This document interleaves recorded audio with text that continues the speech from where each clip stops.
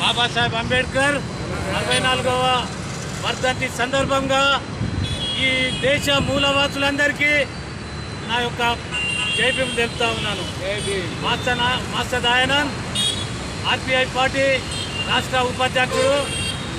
సోదరులారా, బాబాసాహెబ్ అంబేద్కర్ వర్ధంతికి కేవలము పూలదండలేయంగానే ఆయనకు నివాళులు అర్పించడము కాదని నేను ఈ సందర్భంగా చెప్తున్నా. ఎందుకంటే బాబాసాహెబ్ అంబేద్కర్, పూలే, షాహు మహారాజ్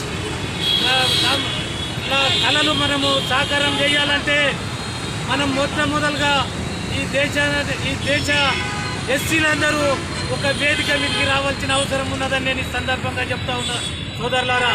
కానీ బాబాసాహెబ్ అంబేద్కర్ పూనాలో ఒక మీటింగ్లో చెప్తాడు, మనువాదులు సృష్టించినటువంటి మాలామాదిగ కులాలు మనలను విభేదించినాయి. ఆ విభేదాలు మనం పక్కన పెట్టి మన మంత్రము యూనిట్ అయితేనే మనకు రాజ్యాధికారం సాధ్యమవుతుందని చెప్పి ఆనాడు బాబాసాహెబ్ అంబేద్కర్ చెప్పడం జరిగింది.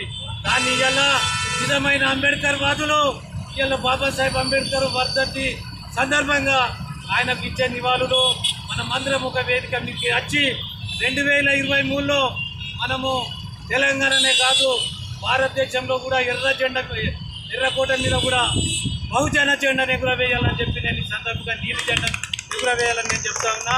అదేవిధంగా తెలంగాణలో మనం చూసినాం, ఎంత సిగ్గుపడవలసిన విషయం అంటే దుబాక ఎలక్షన్ కానీ మొన్న గ్రేటర్ హైదరాబాద్ ఎలక్షన్ అయినా కానీ మనం అబ్జర్వ్ చేసినట్లయితే అసలు అక్కడ ఒక దళితుడు కూడా కనవల్లే, ఒక బహుజనుడు కూడా కనవల్లే. సిగ్గుపడవలసిన విషయం అని నేను ఈ సందర్భంగా బాధతో చెప్తున్నారా.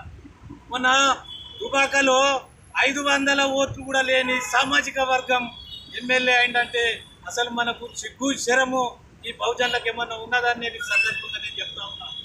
500 ఓట్లు ఉన్న వాళ్ళు ఎమ్మెల్యే అవుతారు.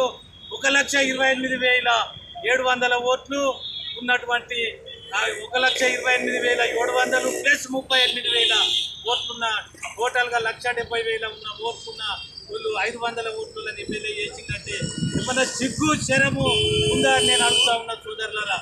అదేవిధంగా మొన్న కూడా గ్రేటర్ హైదరాబాద్ ఎలక్షన్లో ఒక్క బహుజన నినాదం కూడా లేదు. ఎటుపోతున్నాయి మన బాబాసాహెబ్ అంబేద్కర్, పూలే కళలు మనం ఏ విధంగా సాకారం చేస్తున్నాం ఒక్కసారి మనం ఆత్మవిమర్శ చేసుకోవాలని ఈ సందర్భంగా నేను బహుజనులందరికీ సవినయంగా విజ్ఞప్తి చేస్తున్నాను సోదరులారా.